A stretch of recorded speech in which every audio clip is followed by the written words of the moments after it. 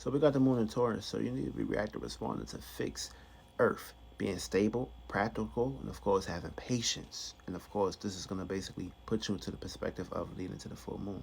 So wherever you got Taurus at in your house, this is where you're going to experience unexpected changes, or this is the area where you need to be forced to change. Of course, we got a full moon lunar eclipse coming too on the 19th. So Taurus in the first house, this is the ascendant. You could be very fixed, stable, and of course stuck into things that you're basically personally investing into towards to. Try to like get out of that personal persona. Learn how to like get comfortable with uncomfortable situations when it comes to basically going to change when it comes to your personality and of course valuing your personality during this time. With the second house, you're going to be put into a circumstance situation of valuing people, places, and things. Now, you're going to be experiencing unexpected changes when it comes to the things that you're valuing. Also, make sure you're valuing things that's predicated towards you, not putting yourself into situations basically getting mixed and mingled with other people's values and shit. Value your own shit or learn how to change. Third house is going to put you into a circumstance situation of basically valuing your environment and your surroundings. Try to value the right things in your environment and, of course, your surroundings. This can put you into situations of basically other individuals not basically wanting to mix and mingle with your waters, but learn how to change something up in your environment or your friends or your associate or whoever you associate yourself with during this time. You're going to be on the right side of the energies. Fourth house, this is valuing changes when it comes to home and practical changes. Try to like change something up when it comes to your home and your family and the things that you value when it comes to your home and your family during this time. For me, you may basically be very rebellious, not want to basically take care of certain responsibilities. This is not the time for that. And of course, this full moon is gonna basically force your ass to change something when it comes to your home, and of course dealing with responsibilities. And of course, you can overexhaust yourself into this area too when it comes to your home and the things that you're basically dependent on when it comes to family and of course privacy and things of that matter. Fifth house, you're gonna be put into a circumstance situation of changing the things that you're expressing or giving attention to, and of course your values or your creativity and of course your talent.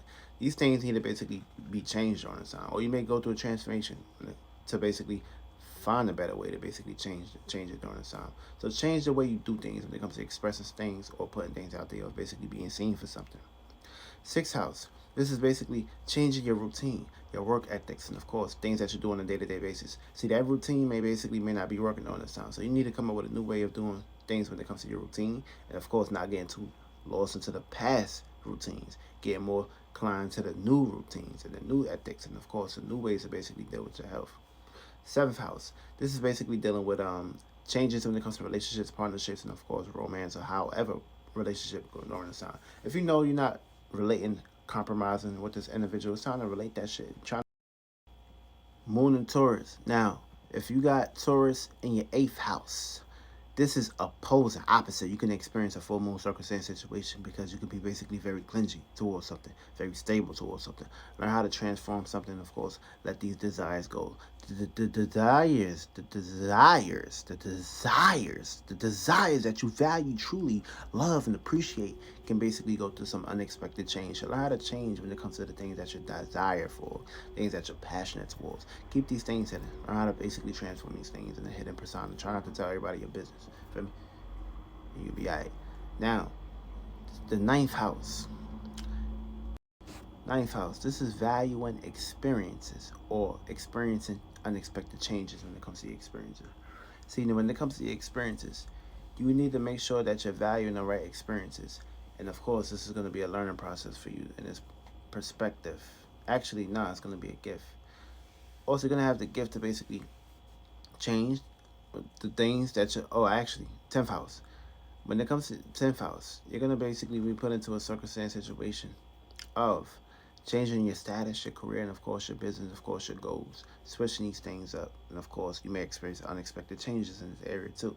So be aware of that. But of course, try to be patient towards new ways of basically dealing with your status, your career, and of course your goals, and of course how you maintain your craft or things that you're trying to be seen and known for. Change that thing up a little bit for me. Especially if it's too stable and shit.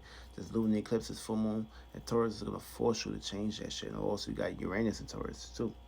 So yeah, you also got the Pluto, which is gonna basically bring that trine. So you're gonna have the gift to transform or be transformed. Of course, if you don't know how to take care of power control issues, Pluto will transform your ass for you.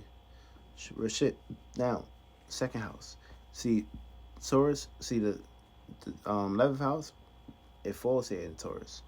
So you may be put into a circumstance situation where you may basically be valuing too much of your associates, aka wiping their ass. They probably 30 years old. You probably like 40 years old or some shit. You still wiping their ass. Still basically taking care for them and a shit like that. You need to basically change how you basically value individuals or your associates and shit, and realize that whoever you associate yourself with ain't truly always in your best interest and shit. Try to value new associates or a new thing, or you may experience some unexpected changes when it comes to your public or your association or your groups or things that you're basically familiar with or the unknown. And last but not least, um, 12th house and Taurus. You may put yourself into a situation of basically valuing too much of dreams, imaginations, and things of that matter. You could be basically scattered and all over the place and shit. You may basically be on your spiritual journey during this time. Try to get more stable and practical in these areas, and of course, learn how to bring these things to the surface and not just hidden. And you'll be out in this perspective.